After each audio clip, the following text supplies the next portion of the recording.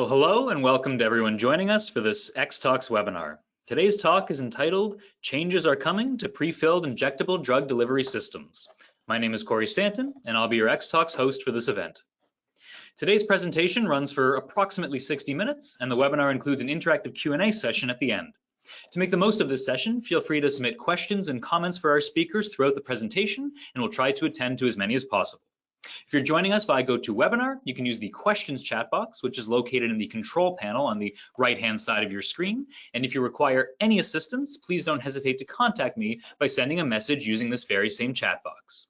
And if you're viewing this presentation from our LinkedIn Live event, you can submit your questions using the comments tab on LinkedIn. Please note that all audience members are in listen-only mode and that this event will be recorded and made available for streaming on xtalks.com.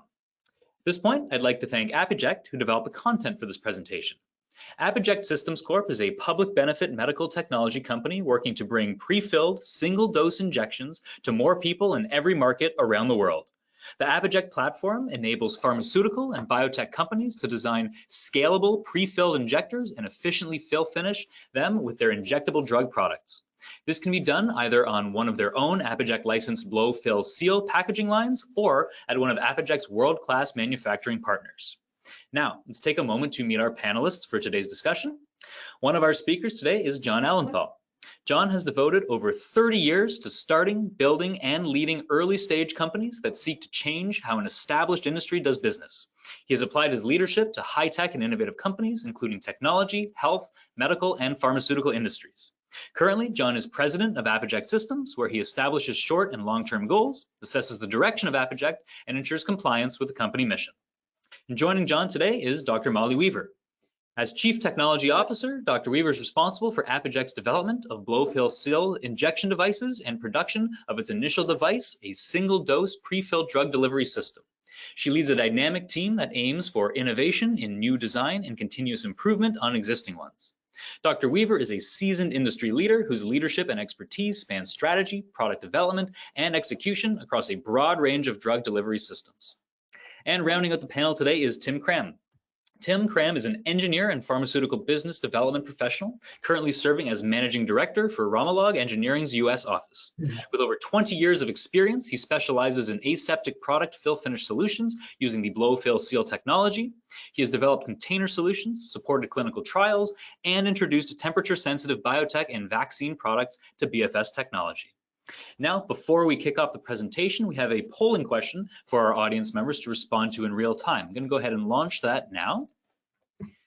And appearing on your screen, you can vote on this question by clicking on any of the answers and hitting the submit button. The question we have for you today is, of these options, what best describes the form of packaging you currently use for your injectables? And your options are small volume parenteral glass vials, large volume parenteral glass vials, glass ampules, pre-filled syringes, or BFS containers. And once again, we're looking to get a sense of what form of packaging you currently use for your injectables. Those options are small volume parenteral glass vials, large volume parenteral glass vials, glass ampules, pre-filled syringes, or BFS containers. We appreciate all the audience members who have voted already. I'm going to leave the poll open a little while longer to allow more audience members to have a chance to put their votes in. And again, we're just looking for which of these options best describes the form of packaging you currently use for your injectables. You can go ahead and close the poll in about 10 seconds. So if you hadn't had a chance to get your vote in, make sure to get your vote set. Looks like we do have a majority audience vote. So before I go ahead and hand things off to John, let's take a quick look at those results. So we have a majority coming in at 50% of pre-filled syringes, but earlier up in the numbers there, we see 31% at small volume parenteral glass vials, no votes for large volume parenteral glass vials, 6% for glass ampules, and 13% rather for BFS containers. So again, we have our majority, 50% of our audience members voting for pre-filled syringes. John, I'm going to go ahead and pass things over to you now to kick off the presentation. Excellent. Thank you, Corey. And welcome everybody. Thank you for joining us today. We are very glad you're here. My name, as Corey mentioned, is John Ellenthal, and I will kick us off by walking you through a little bit of history as well as our view of the current industry situation. I will then turn things over to Tim Kram, who will talk about Rommelag's technology. And then Tim will hand the baton to Molly Weaver, to show you how the advantages of blow-fill-seal technology have, for the first time, been unlocked for medical injections. So let us dive in, Corey, with the next slide. Thank you. Often the best way to look forward is to start off by looking backwards. I think we're all familiar with the idea that the only constant is change, and we all have enough life experiences to know just how true that statement is. As you can see here from this slide, the world of medical injections has seen a lot of changes. And while you're grimacing as you imagine what it must be like to receive an injection from an animal bladder and a bamboo shoot, hopefully you can also appreciate that the many technological advancements that have happened since that bring us to where we are now. This slide shows how far we've come with advancements in medical injection technology and how each successive improvement builds on the previous, kind of like another rung in a ladder. The slide also makes clear that while the future may be informed and built on the past, it is very different from the past. And those are the differences. Those are the differences that we're here to talk to you about today. Next slide. But before we dig full steam ahead into what's coming, I wanted to take a closer look at a couple of specific innovations that come from the mid-1900s. First up is the plastic disposable syringe, which was invented in 1949 and then later turned into a mass market product by BD in the very early 1960s. I think everybody on this call has a good appreciation for all the benefits of the plastic disposable syringe, but just to whip through them quickly: reduce risk of infection, less expensive to produce, better sterilization, more durable, and less energy intensive. Next slide. Soon after the disposable plastic syringe, we saw the introduction of the pre-filled syringe, which clearly further advanced the state of the art with improvements in convenience, dosing accuracy, sterility, efficiency, and of course, safety. Next slide. What's interesting, if you look at what's driving each one of these successive improvements in the history of the industry, it's almost always been the pursuit of one or more of these five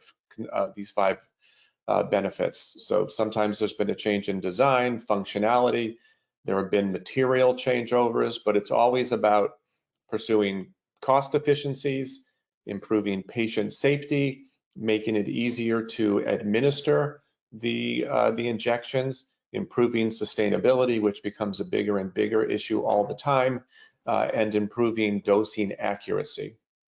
Next slide.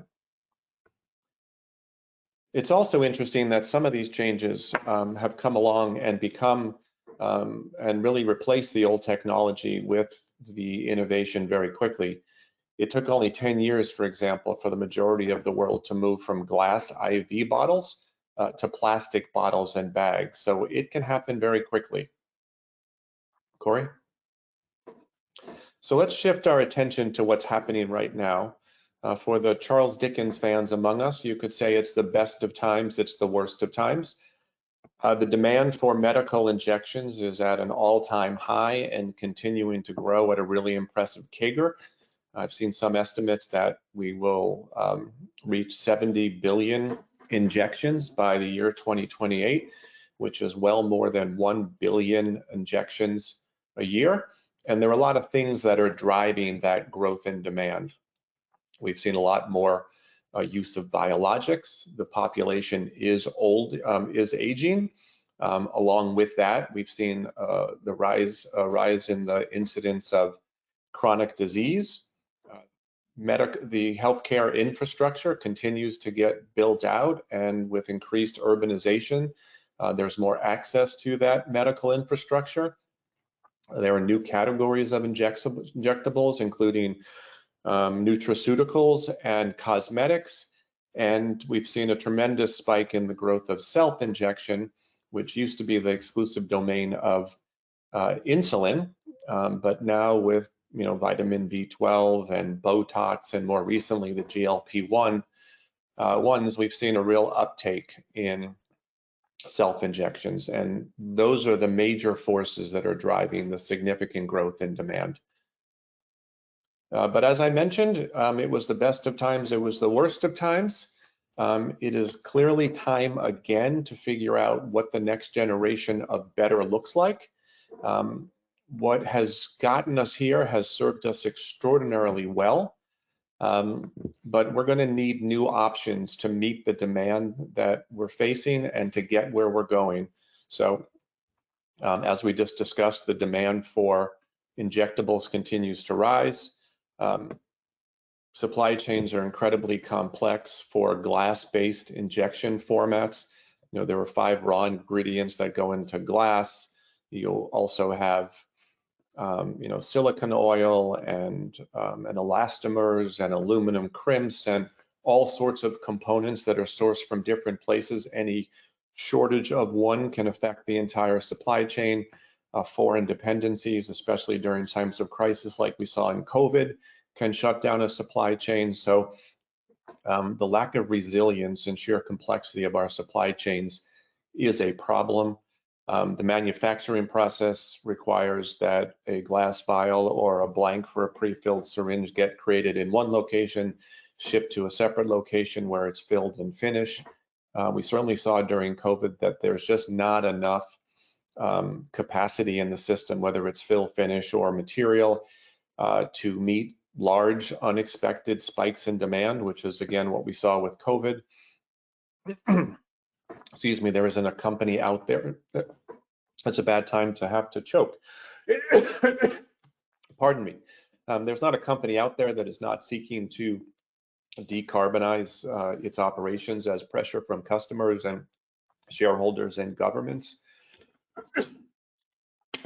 Pardon me. Continues to mount.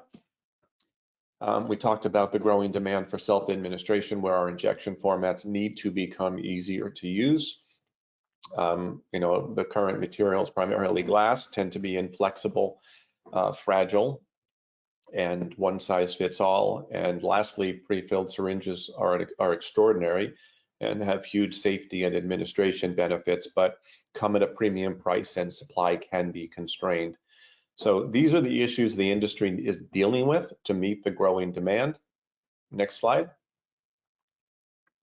So it's time that we, in response to these challenges, define what exactly the next generation of a better injection device looks like. We've identified 6 criteria that we need to use to test new devices against. One is figuring out how to make pre-filled devices much more affordable so they can be used for many more injections and markets around the world. We clearly need more sterile single dose fill finish capacity, and particularly capacity that can flex to handle spikes. Simplifying the manufacturing process, figuring out how to support self-administration with much easier to use formats, supply chains that are really compact, resilient, and easy to manage, simply rely on fewer stops and fewer raw materials, and then greater energy efficiencies so that the world of healthcare, which is currently one of the largest contributor to carbon emissions, about 8% globally, so that the industry is having less of a negative impact on the environment. Next slide. So finally, before I turn things over to Tim, we believe that blow, fill, seal technology is a big part of what's coming next and delivers all of the things that I just described. BFS may be new to some, but it's been around since the 1960s when Rommelag invented it. It is, in our view, the world's greatest sterile liquid packaging technology. It's a single automated continuous process that can produce 25 drug containers at a time. Those cost efficiency, speed, and scale, and aseptic nature, and many other benefits have been used for tens of billions of doses of some sterile liquid every year. The challenge is no one's been able to figure out how to unlock those benefits for sterile injectables until now. But before Molly dives into that, I'd like to turn it over to Tim Kram, who can tell you a lot more about blow-fill-seal technology. Tim? Yes. Thank you, John. Today I'm just going to leave the applications to Molly. She'll be following me up, but I'm going to go through just the real basics of blow-fill-seal and cover a little bit about the technology itself, and then how it compares, looking at the risk universe, how it compares to other technologies.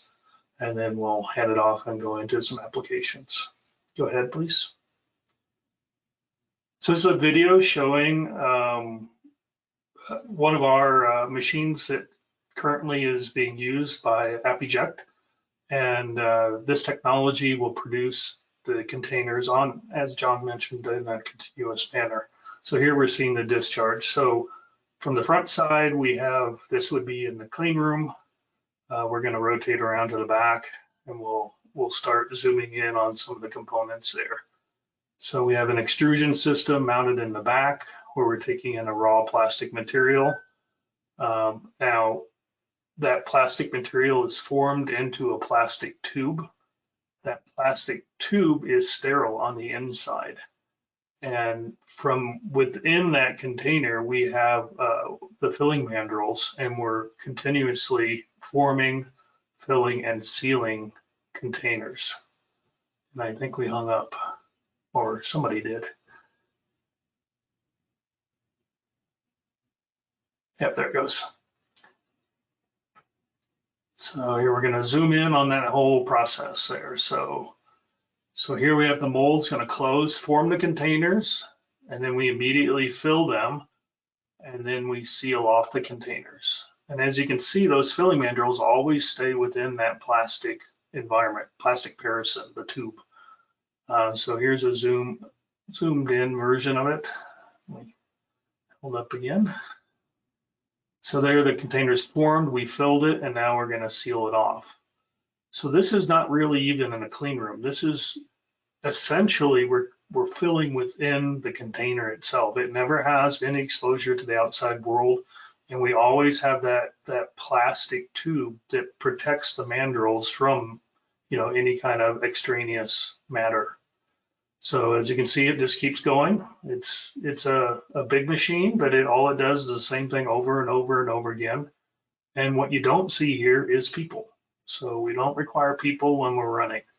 So, here we're discharging, and as we follow the camera out, we're now outside of the clean room. So once the containers are fully sealed, we can move them outside to finish up the process. So here they're just removing the scrap material from the containers.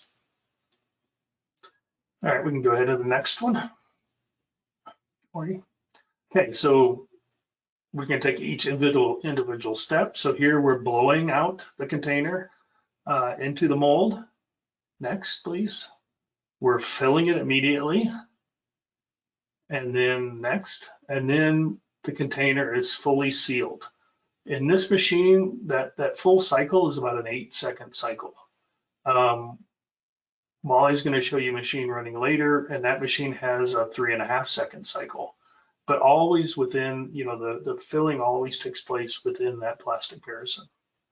Go ahead to the next step, please. So John talked a lot about different things, and this is just a basic comparison of conventional glass vials to blow-fill-seal. And we'll just run through this very quickly.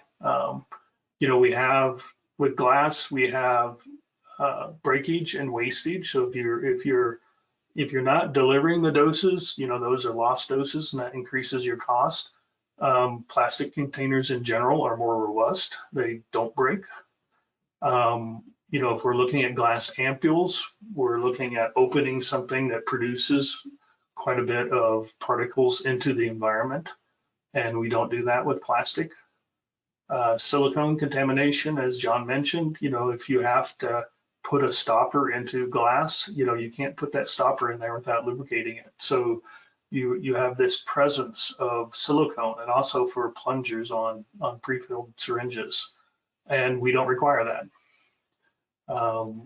Preformed containers have multiple parts, container, stopper, crimp. Each one of those you have to process in a different way, and they all have to meet and work together perfectly. What we have is a fully automated machine that creates the container, fills it, and seals it, all within a controlled environment. All those parts that you have to put together, you have to have manufactured somewhere else.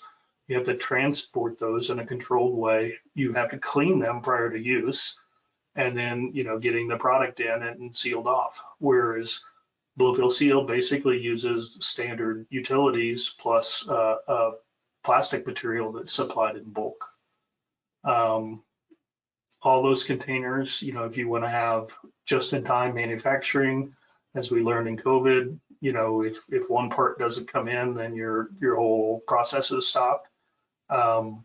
With blow-fill seal, that the components, outside of the product itself, is that plastic resin, and that can be stored in a bulk fashion. You can have it, stockpiled rather easily because it's quite a bit denser than any empty container will ever be. And then, contamination during manufacturing. Every glass vial that comes into a facility or glass syringe is contaminated with particles. You have to remove those particles in some fashion, either through washing typically. Blow-fill seal forms a essentially clean container, particle-free container, so you're starting at a much higher level. So you don't have to clean it because it's hard. We're not exposing it to the environment. The process itself does not produce many particles. It's not particle-free, but it's very low. And so that gives you that added benefit that's inherent to the technology. Aseptic filling is not the easiest thing in the world out there. And, if we're looking at older technologies, pre-wrap, pre-closed wraps, pre-isolators, these environments were, let's just say particle full. And, you had to clean those parts that were coming in, pre-sterilize them. And again, we don't have to do that with blow-fill seal. And I mentioned the known particle contamination. Some studies out there showing that, one-to-one comparisons where, the particle load on washed vials versus blow-fill seal containers is 10 times less.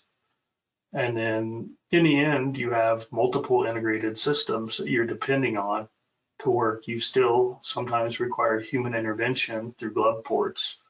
Whereas in blow-fill seal, you have a single automated system that, with exceptions for maybe beginning or jams or something like that, minimal interventions into the clean room. Okay, Corey, please. And here's a slide that I developed over the years. So the FDA is looking at risk. So your process, you always want to take a look at it. You want to reduce your aseptic risk while at the same time, getting your quality assurance level higher. There's two methods that are accepted to do this. So we have blow-fill seal is considered an advanced aseptic process, and that's right along with barrier isolators and closed wraps. Closed wraps and barrier isolators use a degree of separation. So they're protecting the product by putting barriers in between people and the product. Blow-fill seal uses an increased level of automation. So we don't require people, period. So we don't have the source to begin with. And so that's the strength of the technology. And go ahead, one more, Corey. Within the presentation, these are links to the videos that I used. And then there's some others for some other rotary technology that you'll see later with Molly's presentation. Okay, Corey. And I'll hand it off now to Molly. Thanks, Tim.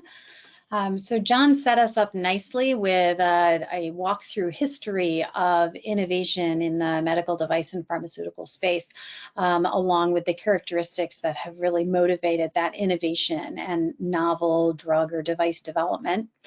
And then Tim walked us through a primer on BFS.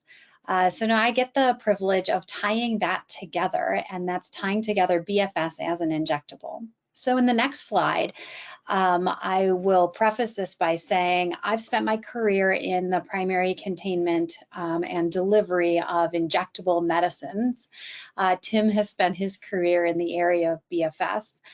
So we now are bringing together the benefits of BFS to injectable medicines. And so what really are those benefits? So they're listed here, and I'll touch on a couple. So proven. There were images in John's part of the presentation of plastic IV bottles made via blow-fill seal, and you can look through the history of Rommelag and the products that they've produced to have a good understanding of the billions and billions of containers that are produced every year using BFS technology. It has a scale that is just massive and allows you to turn on and turn up that scale very quickly. Tim talked at length about the advanced aseptic process as recognized by the FDA and other regulatory bodies. And then I will highlight that it has a simple and resilient supply chain. So you can see in the image on the right of the hands holding the resin pellets, the low density polyethylene, LDPE, very straightforward to stockpile and to store. And it's a very straightforward supply chain of taking that and the drug and marrying them together in order to produce a container that can contain that drug. It's also incredibly fast. Tim's video may have been a bit slowed down for our benefit, and in a video in a couple of slides, you'll also see it slowed down, but it runs very fast, 15 million units a month on a single machine footprint, which is just simply a different scale than other aseptic filling techniques for glass containers. So next slide, let's really acknowledge something that has been a perceived challenge with BFS being applied to injectables, and that is the perceived issue of heat. So historically, many people have discounted the use of BFS for injectables because of its heat. You've got melted plastic being formed into a container by heated molds. So yes, there's heat in the system. And for those that have worked in the pharmaceutical industry, you understand that there are many temperature sensitive molecules out there, specifically in the area of injectables, more so than in other delivery modalities. So modern BFS equipment, such as that shown by our partners at Rommelag, does have the capability to significantly reduce the total heat exposure, and then ApiJect further advanced that temperature management using some proprietary elements both on the machine as well as on the process. We also have put many drugs through the process, including temperature sensitive drugs, and those of which, a few years ago would have been said there's no way that that drug would be able to survive the heat in the process. So we had to re-educate really the environment to say it's not as hot as you think. Modern BFS machines have taken much of the heat out. ApiJect has then implemented some proprietary methods to take additional heat out. And we have demonstrated with quite a number of drugs that they do successfully survive the process as well as the long-term storage within the BFS container. So next slide, please. So we brought the best of BFS, made even better with our partner at Rommelag, to our first device in the platform. So we have spent our effort at ApiJect enabling us to reliably marry a needle hub to a BFS container. So BFS has been around for a while, needle hubs have been around for a while, and what we had to do was a significant amount of engineering and development to reliably put those two things together and have them function as a delivery device. So they had to perform the same way every time in the hands of an end user, be that a self-injecting patient at home or a healthcare provider. And those are often called essential performance requirements in the US or other terms in other regulatory locations. And that is where we really spent our time determining what those specifications are and then ensuring that the BFS process together with a needle hub is going to achieve those each and every time. So on the next slide, we'd like to share a video which walks through some additional details on blow-fill seal as well as overall on our platform technology. So Corey, if we could play that, please. ApiJect, we are creating pre-filled drug delivery systems that combine the simplicity and quality of pre-filled devices with the scale and affordable cost of glass vials. We achieve this by bringing together two globally trusted technologies. The first is an advanced aseptic filling process called blow, fill, seal, or BFS for short. BFS enables the dose to be aseptically filled and sealed in a container made just seconds before at large scale and efficient cost. And the second technology is high precision plastic injection molding, which is how we create our attachable components that convert BFS containers into pre-filled drug delivery systems. But we did not just create a platform for pre-filled drug delivery. We also developed the necessary technologies to make this platform practical for pharma companies to adopt. This includes enhanced temperature management of the drug product throughout the filling process, high-speed visual inspection, and supply chain simplification. Speaking of supply chain, the ApiJect platform has a very simple and resilient supply chain that typically only requires two essential ingredients: virgin resin and cannula. And this simplicity translates into a life cycle with a 60% lower carbon footprint than single-dose glass vials and syringes. All these benefits add up to an injectable delivery platform that helps make every dose better through accelerated production, lowered costs, and supply chain simplicity. The ApiJect platform, transforming drug delivery so more injectables reach more patients in a simple, pre-filled format.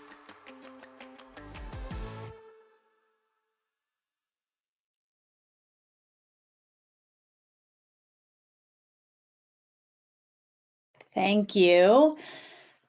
So one of the items mentioned in that video was about sustainability and environmental impact. It's something that those who have lived in BFS for decades have always thought and have always known that the BFS offered a significant improvement on the environmental impact versus other modalities. ApiJect commissioned a study to prove this. This was a peer-reviewed independent study of the environmental impact of our BFS prefilled injector versus traditional glass-based alternatives. This was done using a life cycle analysis method per ISO 14040, which is the ISO standard around life cycle analysis, and was done using third parties both to gather the information as well as to perform the analysis. 4 big takeaways as numbered on the slide. So the first is that ApiJect, which has about 38 grams of carbon dioxide per dose, is the lowest among the options that were considered. So a single dose glass vial and associated plastic hypodermic syringe to give the delivery 125% higher emissions per dose. A multi-dose glass vial, which I know in our poll, nobody on here said that they were using, but is used significantly in the developing world, 65% higher carbon emissions.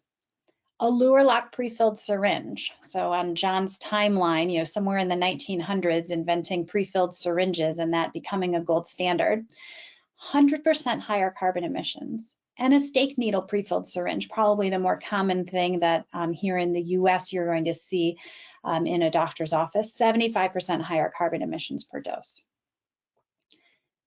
In terms of water usage, which is an often quoted item when talking about the sustainability or environmental impact of a product, single dose glass vials, and this was a shocking number when we got the data and went through it, they use 100 times the water as we do when making a single dose of a BFS container. And that really comes down to, if you know about glass, you know that you have to wash it several times, you have to sterilize it, and there's a lot of water being used in the process before you even get to the idea of putting a drug into it. Number 3 on the bottom, and this one came as, quite honestly, a surprise to our experts who were performing the study for us, less total plastic versus other injection formats. Let that sit for a second. We're talking about a plastic container connected to a plastic needle hub, and still overall less plastic versus other formats.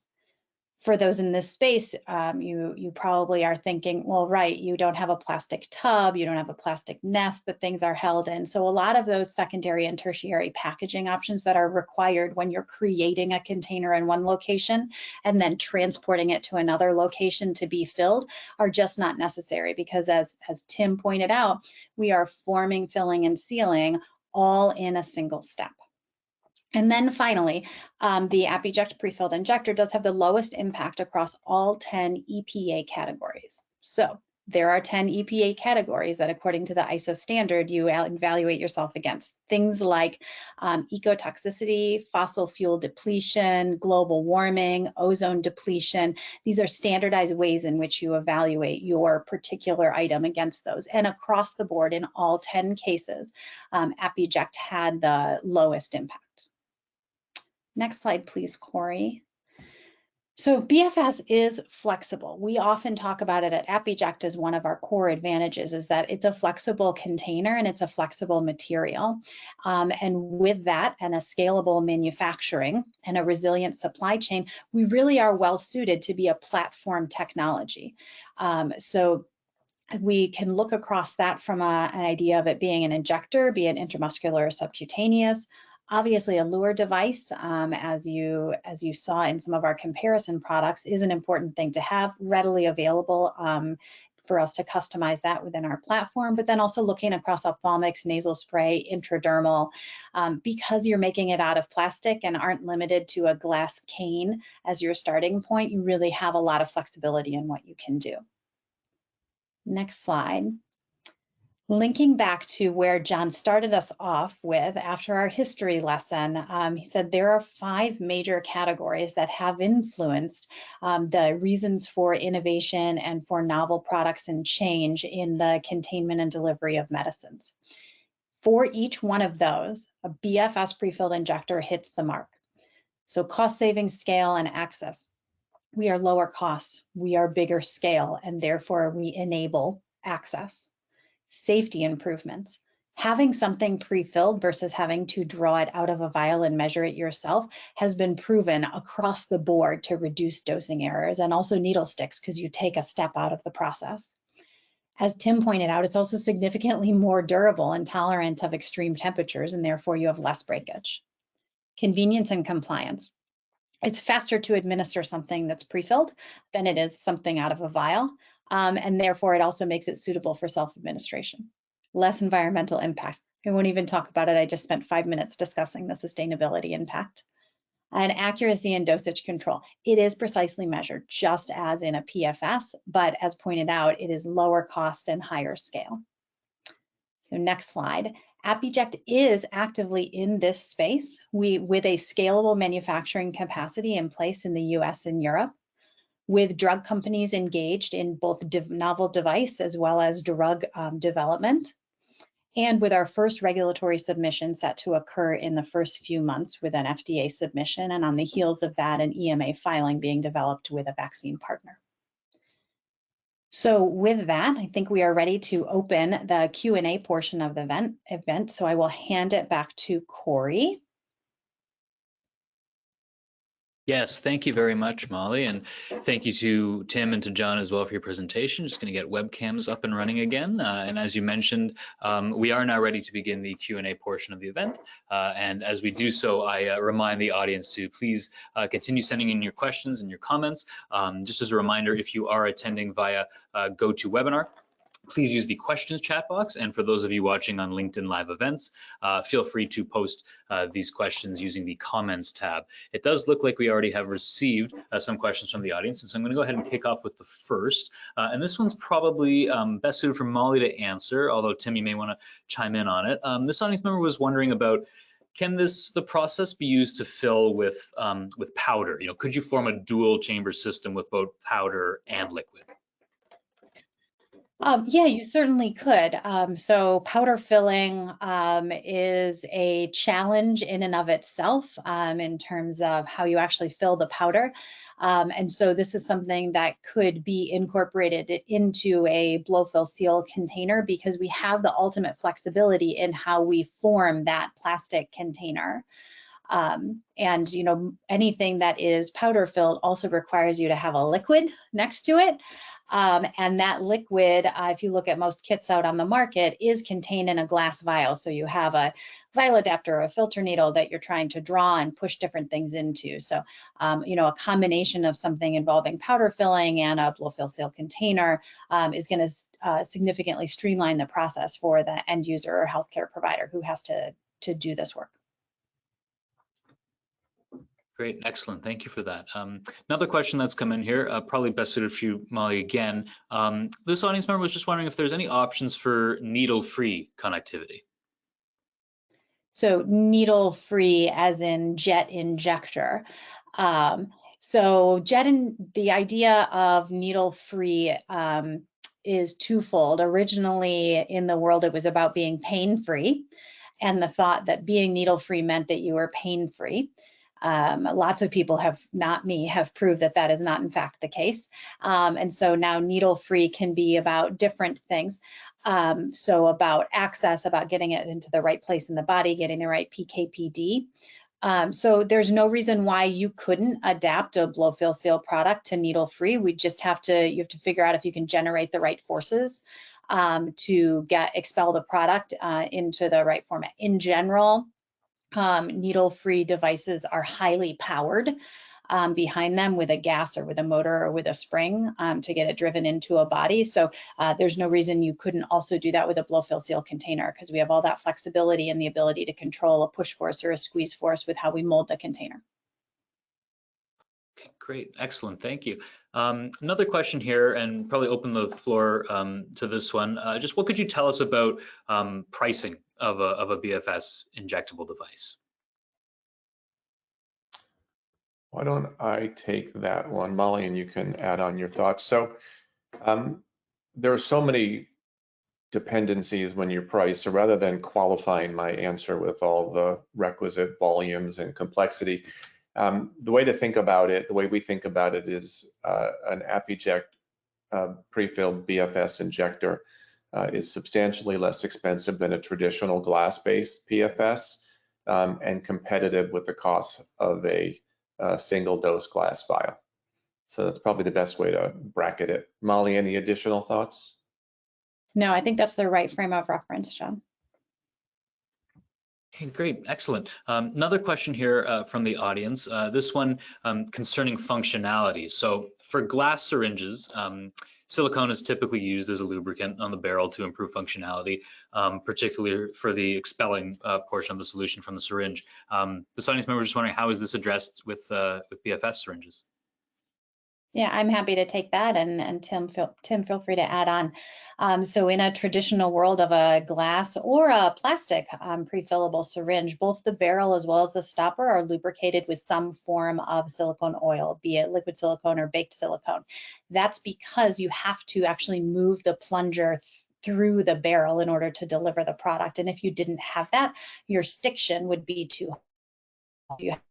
Have controllable break loose and forces when the user feels when they give the injection. They'll feel use that's within the vial to actually propel the liquid out. So there's nothing pushing against the sides of the container, and therefore no need to siliconize anything. Okay, great, excellent. Thank you for that, Molly. Another question here from the audience, probably best suited for Tim. This audience member was asking about how pure are the polymers used to form the containers? There have been some concerns about compatibility of hydrophobic polymers with biologics and the impact of potential leachables into the biologics. So how are you addressing those concerns? So just like any drug product, be it a biologic or vaccine or standard small volume molecule product, we have to test individual products with the plastic resins. We have a number of resins to test. They all have their own extractable profiles. In the industry, they are considered pretty clean. I would say compared to a rubber stopper in a glass vial, they're very clean. But it's not 100%. There's not always going to. I'm sure there's products out there that are not going to be compatible with the plastic, and then we can move to alternative types of plastic to see if we can get around those issues. But in general, you know, we produce literally billions of aseptically filled drug products every year. My customers, you know, and all of these products go through the same qualification process that any new product would have to do. So I guess not perfect, but I would say very positive. Great, thank you, Tim. I'll keep on with you, Tim. Here. Oh, sorry, go ahead, John. Molly, do you want to talk a little bit about the experiences we've had doing material compatibility testing and where else in the industry this particular LDPE is used?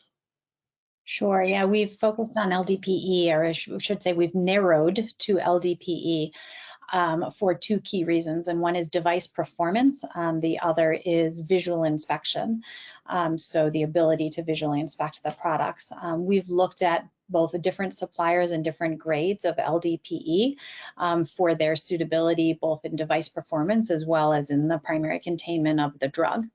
We landed where we landed because LDPE is commonly used in upstream drug manufacturing. So in bags, bottles, containers, when drug is contained in the bulk. And so most pharma companies have experience with their drug already being in LDPE. So it lowers the bar for them, or lowers the risk for them to think about switching over from glass to an LDPE container. Great, excellent. Thank you for that. And keep here with Molly and with Tim. This audience member was wondering about how BFS performs in terms of storage stability. You know, how low can you get, and how are visual inspections handled, given that these containers, you know, they may be opaque, for instance?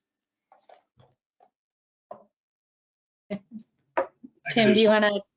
Yeah. So in storage, I'm assuming this is cold storage. We actually have a big benefit in cold storage because we have a monolayer container. So the plastic is all the same. We don't have different materials. We've done vaccines that were flash frozen with liquid nitrogen.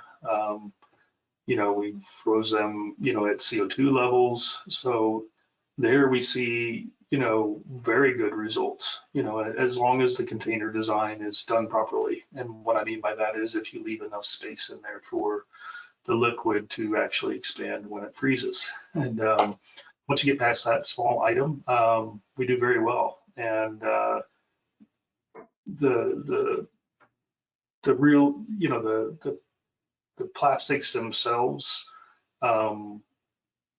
become brittle and more glass-like as you get them colder. So you definitely need to take care in storage and transport at that point. But this is no different than any other, you know, any other type of material that's put to the same temperature range. And then I'll add on the visual inspection part of that question. Yeah, it's not a clear glass round vial or syringe. So ApiJect had to innovate in that area as well. So we did partner with a visual inspection company well known in the industry and expert in visual inspection. And we invented the machine and the process by which you can visually inspect these containers that has been installed and validated and is being used to support our regulatory filing coming up in the next few months. I just, another 2 bits on that one too, that the reason why we have these visual inspection requirements is because, as I mentioned before, glass comes in, 100% of glass comes in with particles in it. So you always have to clean it and then prove that you cleaned it out well. And again, from the risk standpoint, you know, we're forming an essentially particle-free container, and we're not giving it a chance to collect, you know, particles from the outside world, and then we're filling it and sealing it. So, you know, it is not glass and it is harder to look through. But, you know, from the risk perspective, there's lower chance of having particles there. Okay, great, excellent. Thank you, Tim and Molly, for that one. Another question here for you, probably best suited for Molly. Tim kind of mentioned in one of his answers earlier about plastic, but this audience member was wondering about the discussion of plastic drug product interaction. Is there testing performed to ensure that the drug product is actually compatible with the plastic material? Yeah, Corey, it's a great question. So yeah, this is a primary container. So just like if you were to go from putting it in an IV bag to putting it in a glass vial or a prefilled syringe, we support our pharmaceutical partners in performing that same level of testing. So extractables and leachables, biocomp, and the routine stability testing is performed then with the product in that plastic container. So the risk is lowered for what I mentioned earlier, that LDPE already exists in the process. But yes, you do have to undergo stability, just like with the change to any other primary container. And we do have a facility in Orlando, Florida, that can fairly readily do material and process compatibility testing. It's an excellent starting point if you're interested in seeing how your drug works with BFS. Great, excellent. Thank you for that. A few more questions that have come in here from the audience, and I think we have time to get through a few more. This audience member was asking, and maybe you could just expand upon a little bit of what you were talking about there in terms of testing, you know, the best way to actually test the suitability of an injectable drug in BFS. Is there anything more to add to you know, the best way to determine how suitable that drug is in BFS? Anyone want to take anything there? You, Molly. Okay, I didn't want to jump over anybody. So the best way to do that, thanks for the lead in, John. ApiJect does have a facility in Orlando. Rommelag also has facilities around the world to be able to support specifically. I know I've been to some of them in Germany that would enable you to do those early feasibility runs and then perform that drug and container testing on that product. So in a non-GMP setting is generally what I would say is your good first step.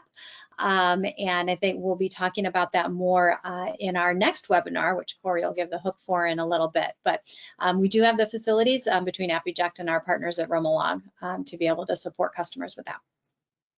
And that's the normal process for any new product coming in. We also have 10 milliliter sterile empty vials that we can supply.